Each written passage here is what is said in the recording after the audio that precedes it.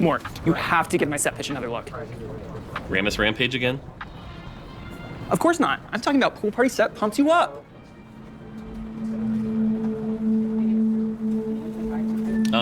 Yeah, let's talk about it later. I gotta go.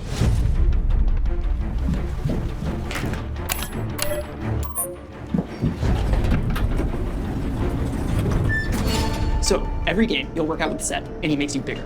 But you'll also be tasked with various exercises, get supplement tips, and be informed about the benefits of saunas and cold plunges.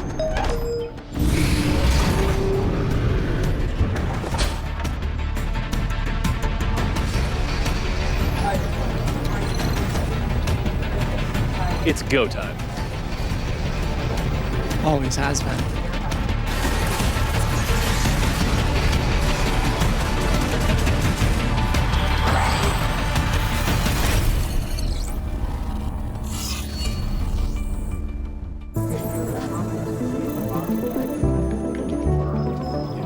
Hey tacticians, I'm Liv, the lead of our next set, Cyber City. Cyber City is crawling with different factions, each vying for power, territory, and infamy. If you want a piece of the pie, you'll have to build your crew, expand your turf, and hack your way to the top of this neon metropolis. Are you willing to do whatever it takes? Before you answer that, I'll introduce you to some of the citizens of Cyber City so you know who you're dealing with.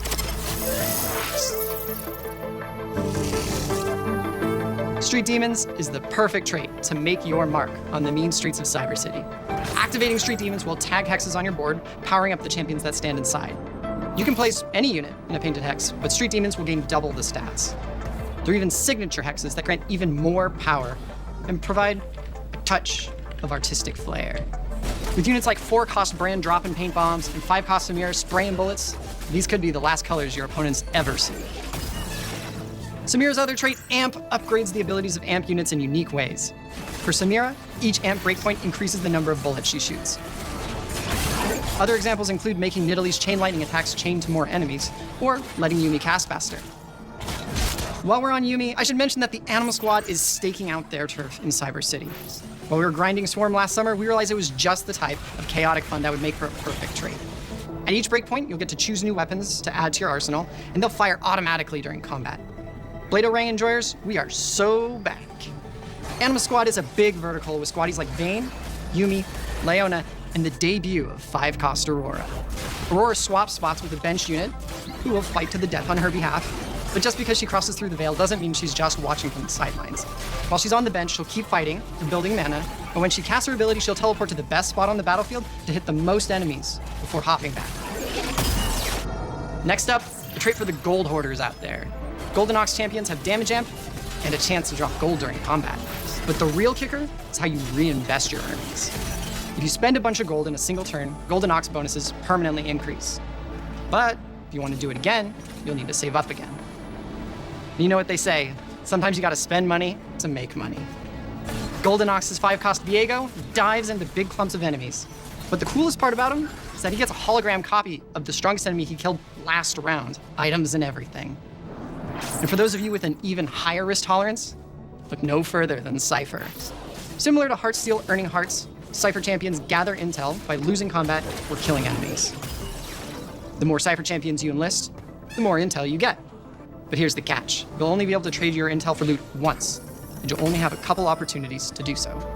Will your secrets and blackmail give you the upper hand, or will you stay jacked in too long and get burned? Hold on, I gotta take this. Yep. No.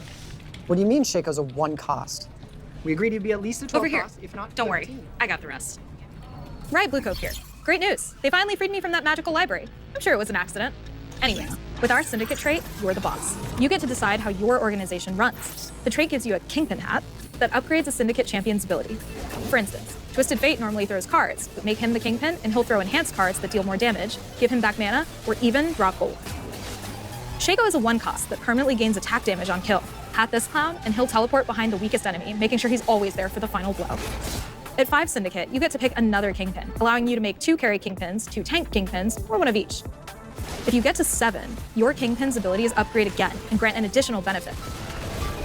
If you want even more boss mode, we've got a whole trait of cyber bosses, including Poppy, Vigar, and Ziggs. Plus, I had to bring a friend along from Inkborn Fables, Kobuko. He's the bossiest of all. And this isn't even their final form. That's better. When they level up, they'll get bigger, and their abilities will hit a larger area.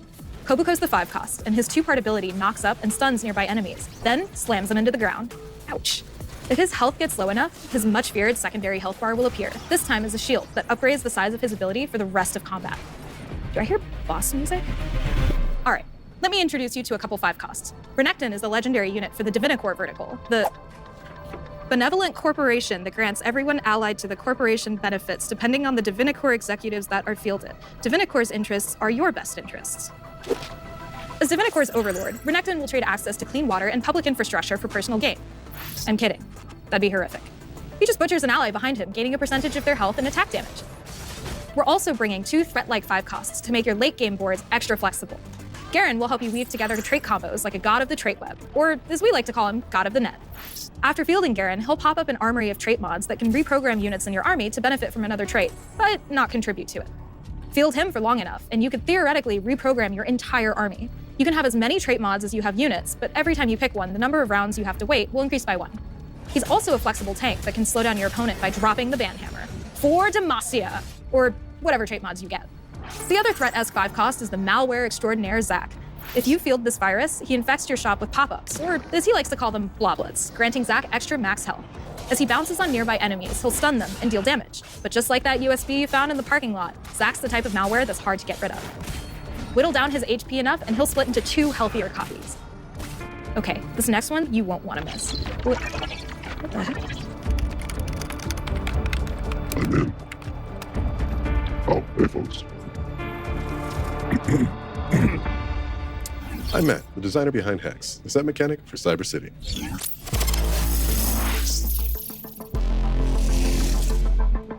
Hacks have infiltrated core TFT systems, like opening encounters, shops, orbs, carousels, even augments. Just about everything. They'll alter your game in any number of ways, at any time. Don't worry, these hackers are on our side. All right, let's cover some examples. One of my favorites is an augment hack that presents you with a choice. 1 stronger augment or 2 weaker ones. Is a strong augment powerful enough to pass on the synergy the lesser augments can provide? You'll just have to make that decision for yourself.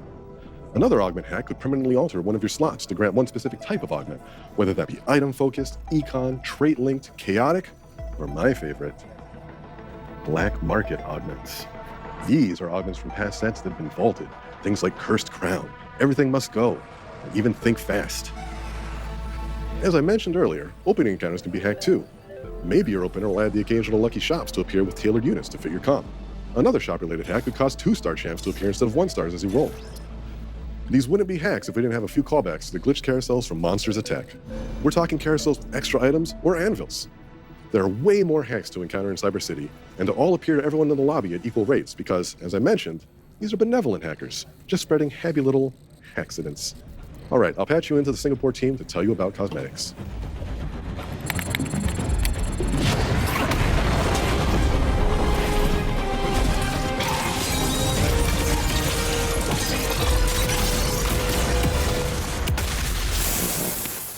Wow, how do we follow that? She just shot that poor river sprite through a building. I'm not sure, but we'll have to try. Hi everyone, Tommy and I are back with a snapshot of the cosmetics coming with Cyber City's release patch, and a little bit beyond.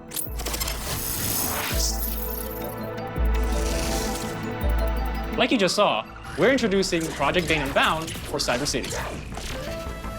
She'll release alongside our most futuristic arena yet, Project Edgefall, which will take you on an endless elevator ride from the tip-tops of skyscrapers to the depths of Cyber City. And if perma descent is not your direction of choice, you can always click this interactable to stop your drop and lock in for a roll down. Sometimes, you just gotta lock in. And nobody knows that better than Chibi Forecast Jana, who is currently live in the Convergence. And she didn't spend 5 years studying journalism for you to go A. We're adding Chibi Forecast Jana with our release patch to brighten up your balls with a high chance of high rolls.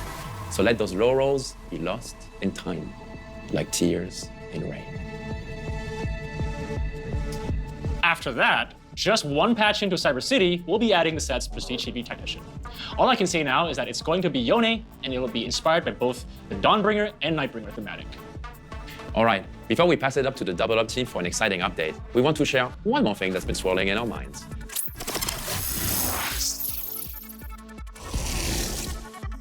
With the launch of Cyber City, you'll be able to customize your portal alongside your arena, boom, and tactician. We'll have deeply thematic portals like this project-inspired one, or this one that's certain to blow you away. We'll also have some that are more subtle. Portals are a form of personalization we've worked on for a long time. I mean, that's what our tacticians use to travel throughout the conversions, right? We'll have more information on which are being released and how they'll be obtained closer to the set's launch. All right, shall we play a game of Double Up?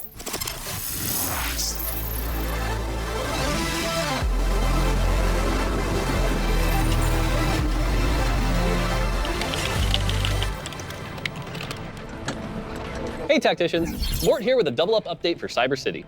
I've got Christy Lee, who's leading the charge for UX on Double Up, here to join me. Happy to be back, and even happier to announce that Double Up is officially graduating from Workshop and entering a new and improved era as an evergreen mode in TFT.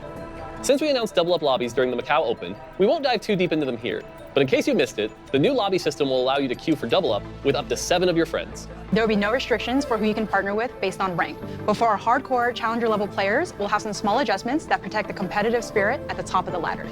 But let's discuss the changes we're making on the gameplay side, starting with the Teamwork Cannon, which is powered entirely by friendship. The Teamwork Cannon is replacing the Rune of Allegiance to be Double Up's new way to send champions to your teammate. And now, you'll be able to trade items too. Which you can do at any time in planning or combat. Yep. It'll remain on your bench for your convenience. Once you send something, it'll go on cooldown for a few combat rounds. We're also updating gift armories. Gifts are free again, and we're implementing some clarity and visual improvements, such as team colors, updated lobby screens, and more that should make you feel more like a team. And this is just the beginning. Double Up has become an essential part of TFT, and we're committed to giving it the time and attention it deserves. Synergy! Thanks for tuning in for our Double Up update. Next up, esports. Double Up updates? Interesting. Something for our pros to consider. I'm Max, and I'm here to share upcoming additions to our TFT competitive ecosystem.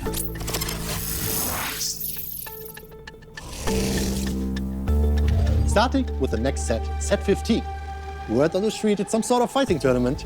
TFT Esports will introduce a new tier of competition. This tournament series will be the arena for the best of the absolute best in TFT Esports within the region. We are still hammering out the details, but the idea is that the top players of each region will get a spot to compete in their respective tournament series. This will be an additional independent level of competition, which will run in parallel to our beloved Tactician Cups, and both will directly qualify players for their regional Golden Spattlers. Performing well at the Golden Spattler will earn you a spot in the tournament series for the next set. This means that TFT top players can focus their efforts, hone their skills even more, and feel rewarded for being at the top of their game. Players will be able to qualify for the first tournament roster through their performance across Cyber City competitive season. We really hope this change will create a more stable pro scene, a better tournament experience for players, a better fan experience, and more exciting high-stakes play. Can't wait to see what you think. More information on the tournament format and details will be shared in the coming months. We've come a long way since the start of TFT Esports, and we want to make sure we keep developing our ecosystem in line with the growing range of skill levels we see. But the core promise of TFT Esports remains. Anyone, from anywhere, can come out of the woodwork and reach for the crown or belt.